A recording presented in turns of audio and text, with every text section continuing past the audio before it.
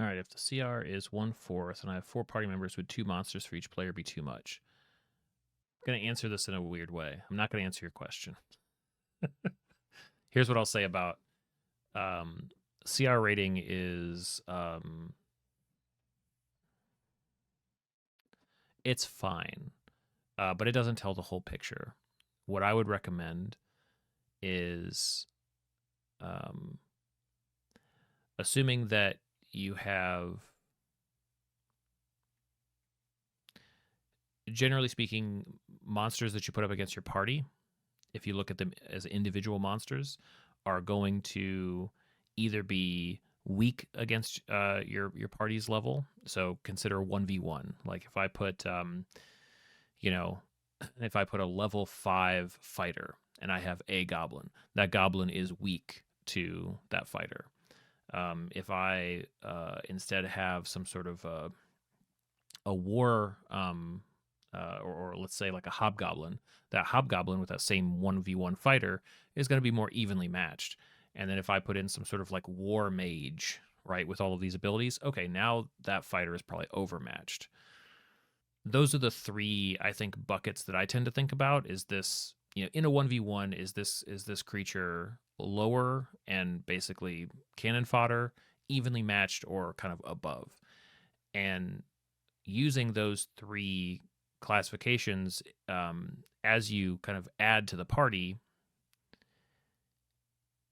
you really only kind of need to think about the number of enemies on either side of the line. So if you have 4 party members and it is a probably like undermatched, if it's like, the goblin example in the level 5 fighter, if it's an enemy that one of the players could probably solo pretty well, you could probably feel pretty comfortable having 4 of them, having them be pretty evenly matched. Because that even matchup, the party's probably still going to be slightly more advantaged, but it's going to be a tricky fight. Those more evenly matched enemies maybe only have 2 or 3, and if you have an overpowered one, maybe have one and see how it goes.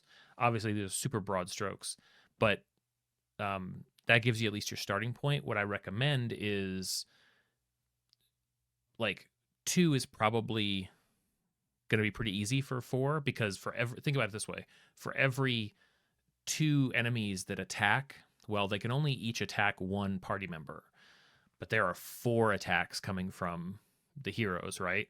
So probably they'll double up. Like probably each of these enemies is getting 2 attacks for every 1 attack they give. And if the party is strategic, they could all focus their attention, and it could be 4 straight attacks on one of them.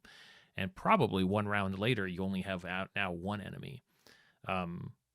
So all of this sounds more complicated than it should be, right? The nice part is that all you really need to do ahead of time is a guess. You could say like, okay, so if I've got my low level party of 4, and I'm going to have them fight 2 hobgoblins,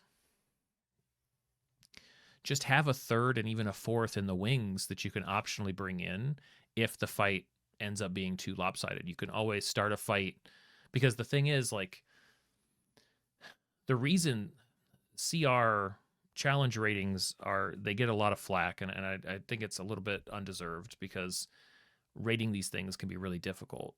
Because even if the math checked out, which I don't think it always does, that's typically why people are grumpy about CR levels, but I think it's messed up for a different reason.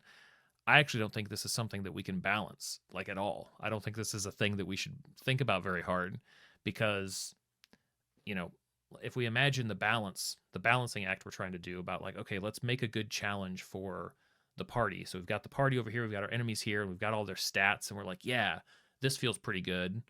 But then how attentive is the party being? What if they're on the ball tonight? What if they're strategic? These are strategic players. They actually are thinking about the optimal way to do all this stuff. And boy, what if the dice are really in their favor?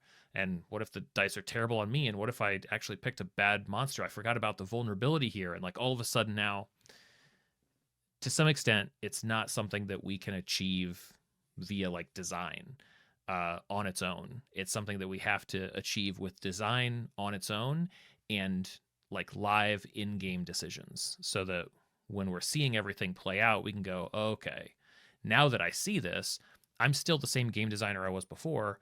I'm going to make now a more educated decision and say, okay, based on this, yep, there's absolutely riding in on a zip line is another monster to drop in and try to even these odds and create a more interesting fight. That's how I approach it. I view every fight as dynamic to some extent, because we're the exact same game designers before the session and during the session. The only difference is during the session we have a lot more information. Why not use that information, right?